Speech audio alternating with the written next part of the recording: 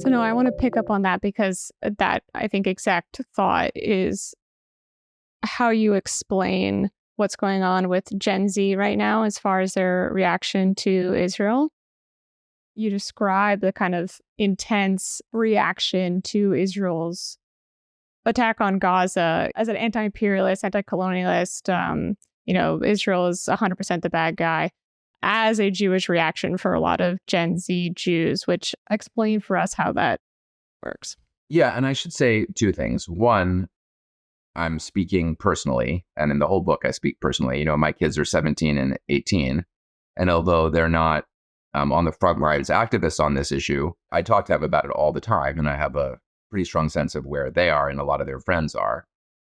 And second, that I'm not speaking of everybody. There are lots of communities of young Jews, Gen Z Jews, including, say, modern Orthodox Gen Z Jews or ultra-Orthodox Gen Z Jews, who are very much not in the place that I'm going to describe. What I think is going on, though, for a lot of progressive Jews who are kids or teenagers or 20s, is they were brought up to believe in a classically progressive Jewish ideal of social justice Judaism. They were told, repair the world, tikkun olam, is the core value of Judaism. This is the message that goes all the way back to the prophets. And the way you are expressing your Jewishness in life is through your social and your political values, which is a beautiful and old way of thinking about Jewishness in a very powerful way.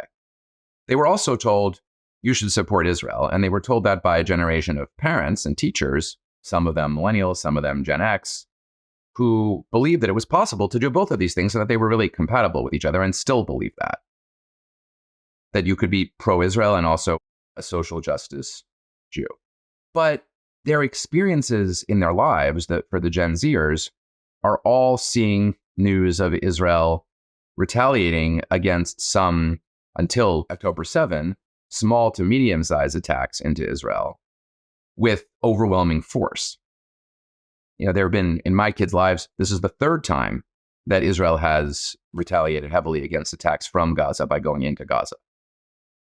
So their life experience of Israel is that Israel seems safe, that Israel seems capable of retaliating with its big army at will.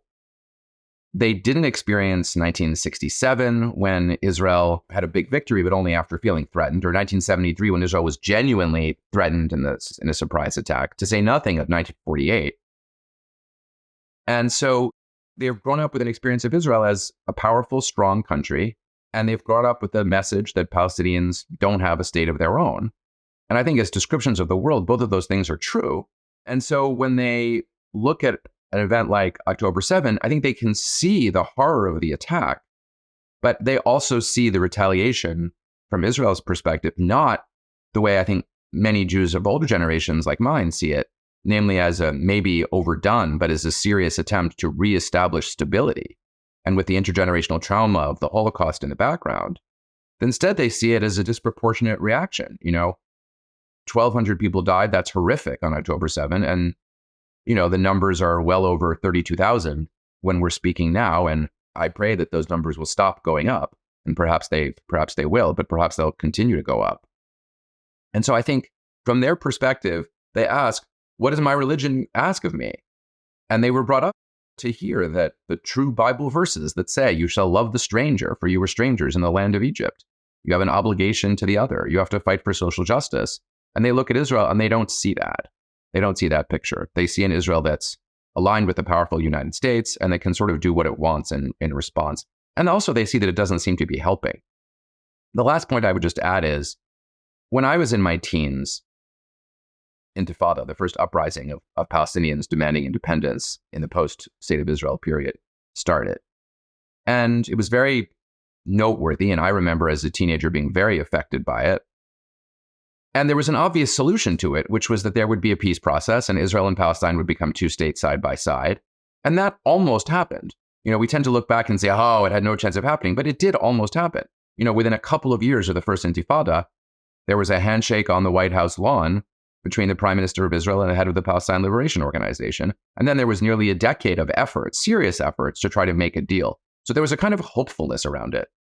But for the Gen Zers, there's never been a moment of hope. In their entire lives, this has just been an unending conflict with no end in sight. when they ask the adults, will there be a solution to this? The adults say, we have to say, honestly, I mean, we wish there would be, but we're very far from being able to tell you realistically that that's right around the corner. There's a chance, but I don't know anyone who's a specialist in Middle Eastern affairs who thinks it's a high chance in the near future. And so that's another feature from their perspective. So as Jews, they feel we need to not be on the side that we see as the Goliath and not the David.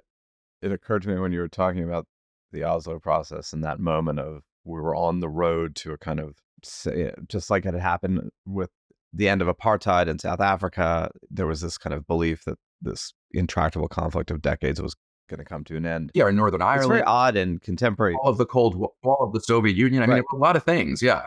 Like the left romanticizes the 70s in the United States and the 60s, and the right romanticizes the 50s and 80s. No one romanticizes the 90s, and yet from like any possible perspective of end of the Cold War, affluence, European Union, like we should be romanticizing the 90s, like all collectively. And yet my kids are wearing my clothes from the 90s. I don't know if that's romanticizing. I mean, I look at those clothes and I'm like, these are things that I don't know why I didn't throw them out. I know these big baggy, things were never coming back. And sure enough, they're wearing them all the time now. That is facts.